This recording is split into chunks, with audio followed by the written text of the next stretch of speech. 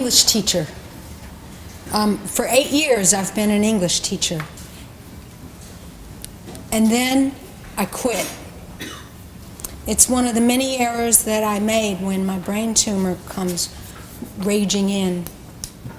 But perhaps it's a good thing to be a quitter, because it gives me time to write instead of grading student work, even though I care about young people and I enjoy teaching them.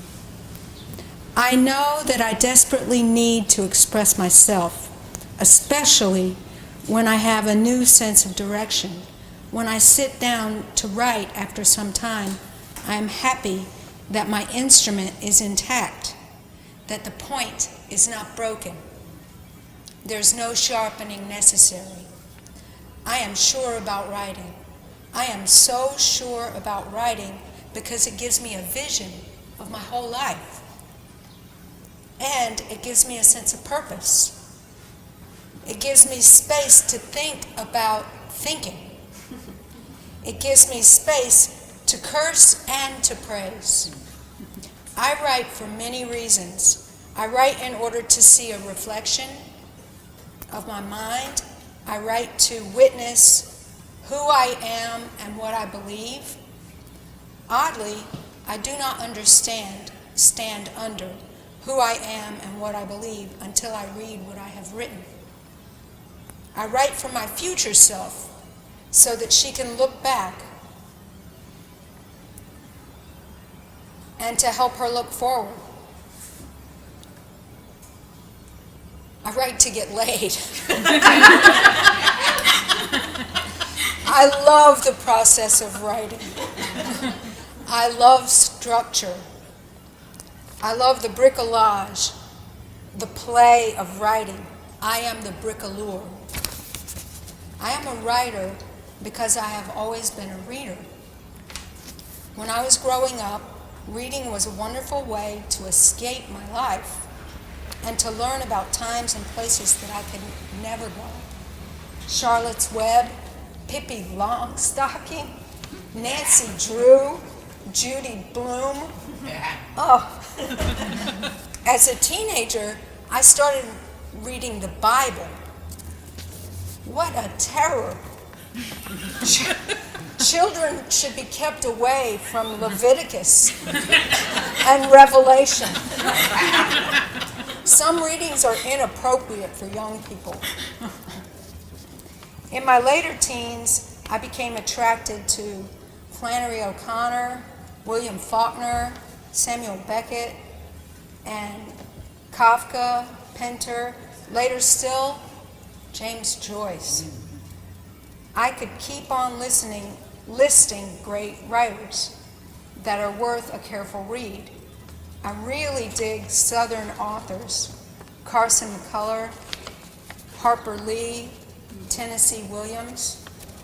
There is something about depressing stories that I have always been attracted to. Starting with Sylvia Plath and Edna St. Vincent Millay. The thread of my life is like a sad, sad story that I read over and over again. And oddly, it makes me happy.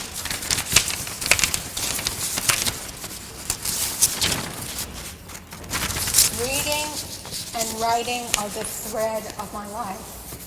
Reading and writing give me resilience. They've helped me find a way to survive. I continue to sing my song in the darkest of times. I like to do many different kinds of writing. I write music. I love songs that tell stories, like the Be Good Tanya song, Keep It Light Enough to Travel, and sometimes I write them too. I believe it was my mother singing country tunes as we drove down the highway to Valdosta or Charleston that pulled me into a love of lyrics. One clear night, Mama pulled onto the side of the road, and we began lying on the warm hood of the car, staring up at the starry sky. The beauty surrounding us that night feels like the music that I will always cherish. I want to write a song about that starry night. Music was my introduction to poetry. Lucinda Williams's father, the famous poet Miller Williams, died last year. He told her that music was not poetry, but listen to her albums or see her perform, and you will get where I'm coming from. I like cultural criticism too, writing about reading, writing about reasoning and psychology behind other artists' endeavors. That's great fun for me. As a film buff, I adore being in the critic's chair. I wrote a media review on the psychology of violence, and it was important for me to narcissistically examine what I gained from regularly watching melodramatic, predictable, and psychologically violent crime shows. I write about violence, about blood. Red, red, red. The passion of a story is the focus of my life. I write boldly. I'm not afraid to color outside of the lines. I am not afraid of the taboo. The difficulty is making the page bleed and cry. Conflict is the blood in the heart of a story. People want their stories to have hearts that beat with the blood of the human experience.